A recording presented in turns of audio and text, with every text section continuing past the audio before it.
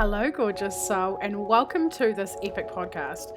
This is a place where you are encouraged and you have absolute freaking permission to unapologetically go after all of your dreams, all of your visions, all of your things on your vision board, like everything that your heart desires. I'm your host, Angharad, the High Vibe Babe, and I believe that we're all in this life to expand and experience our wildest dreams. If one of us can have it, then we all can. So that is the aim of this podcast. Each week I'll either be going solo or have guests with the aim to inspire, uplift you and give you the tools for you to live your most epic AF life and business possible.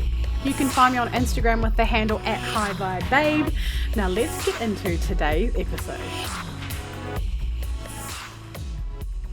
Hello, Angharad here, the High Vibe Babe, and I'm very excited to bring you today's live to promote my new structure for my one-on-one clients, for my one-on-one coaching.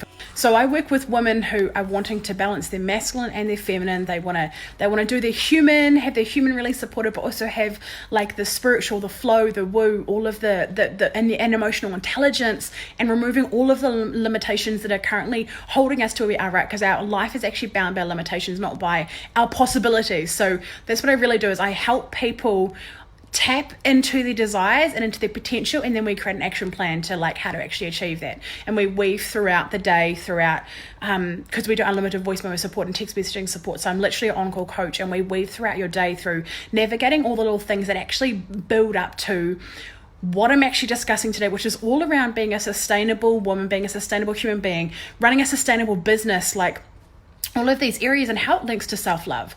So I did a bit of research this morning as to what a sustainable business actually is, and read some like Harvard University, what are they called, articles, and like a whole lot of really cool things. And what they were all saying is there are 3 pillars to running a sustainable business. And I was like, wow, this really actually links into ourselves and how we can be sustainable as a human being. So the 3 pillars to a sustainable business is the environment, society, and financial.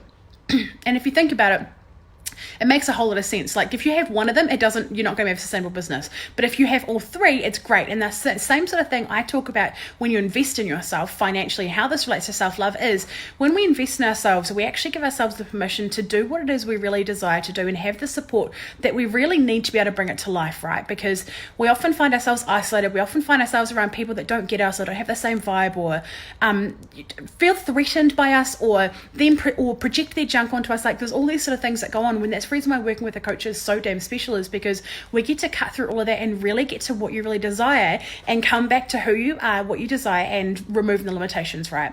But within a business, there's these 3 pillars, and I was like, actually, you know what? There's actually the same for us. So I think we all probably have slightly different pillars, but for me, my 3 pillars of having a sustainable life is love, support, and freedom. And these are really, really important to me. And I think it's so important for us to find what is really important to us and to seek it out, because at the end of the day, that is the true act of self-love, is creating a sustainable life for us, creating a sustainable emotional environment, creating a sustainable like freedom environment. If you desire to travel, you desire to be a CEO of your own business, or if you desire to raise your kids differently to other people. And what happens when we love ourselves, and when we heal our wounds, and when we develop and grow and change and evolve and become a better person, and firstly other people are magnetized to it, but secondly what happens is it's a huge act of self-love, because it's not easy to do this work. It is not by any stretch probably normally the first response is, yeah, I'm going to go into the deep unsexy work and like look at my limiting thoughts and beliefs and remove them and go through the uncomfortable growth phase, right? Like that is not necessarily the first point of choice. However, on the other side, what we realize is that actually this is really transforming, and this has enabled me to truly love myself, because I'm actually investing my time and money and my energy into myself and into my growth and into the things that I really want to experience in this world. Because at the end of the day, we can often find ourselves walking around life being like, the way I describe my life before I really loved myself and before I really took control of my life was, I was on my ship and I was my ship, but I wasn't the captain. Everyone else was. Everything else but me was the captain. And that's really, I used to look to everything else for external validation. I used to look for permission. I used to seek permission everywhere. I used to not let my desires come to life, even like think about them, let alone like talk about them or like put actions towards them, because I thought that everyone else needed to come before myself. But ultimately, I want my kids and myself as well. But what really led me down the self-love path was I want my kids to actually learn how to chase their dreams.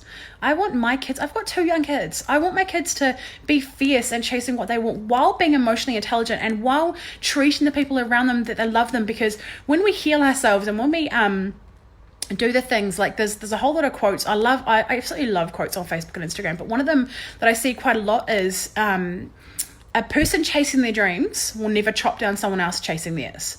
And I think it's absolutely beautiful. Like, that is so 100% my experience in my life, is that, and that is the reason why I am so happy to support and partner up with people in a coaching situation, is because it brings my heart so much freaking joy to be chasing my dreams and to be partnering up with people who are doing the exact same. It's literally euphoric, because we all get to grow together. We all get to do the things we really want to do in life. And this is really what I want my children to do. So what we do, instead of when we hurt people, right? And when we're dealing with things and when we have unfulfilled parts of our lives, what we do is we actually project that onto everyone else around us. And I got to the point where I was sick of doing that. I was sick of not owning my shit. I was sick of like sitting in it. I was sick of it being my limitation. I was sick of it disallowing me from being the person that I truly knew I could be. And that is when I invested the 3 things: the time, my money, and my energy. And that is when I really was able to cultivate these long-lasting results and stop projecting all of my junk at everyone else. Nothing else is anyone's problem except mine. Because when we say it's someone else's problem or it's someone else's fault, we've actually released all control we have over the situation. But I desire to be the captain of my own ship. So we have to bring back the control within our life so we can actually change the things we need to change. And it ultimately is our choice. How we live our life is our choice. How much fulfillment we have in our life is our choice. And what dreams we're actually able to accomplish is. And that's the reason why self-love is at the heart of everything, because it's not just about the bubble baths. It's not just about the long walks, which it 100% is. But if we can't put ourselves first for 1 hour a day or 2 hours a day or 30 minutes or 2 minutes or 5 minutes, whatever it looks like for you, if you can't do that, then is your life really yours? I don't think so. And one of the quotes on the Harvard website that I read was, "We can't afford to not be sustainable." We can't afford to not be sustainable. So what do you need to do to be sustainable in your life? If it looks like hiring a coach, if it looks like having a conversation with me, then send me a message. I would absolutely love to have a conversation with you about it. If it looks like watching Netflix, that's good. If it looks like going off and traveling, that's amazing. But what do you need to do to be sustainable in your life? Bye.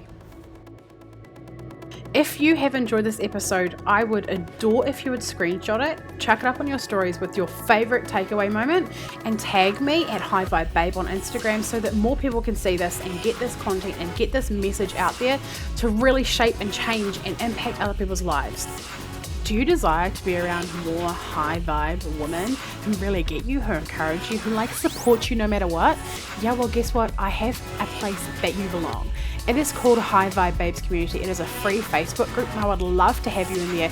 There are so many free trainings and epicness in this group, so please get your booty in there. It would mean the world if you would subscribe to this podcast, do the reviews, the rating, the stars, all of the things. Thank you so much for being here. I cannot wait to chat with you on the next episode.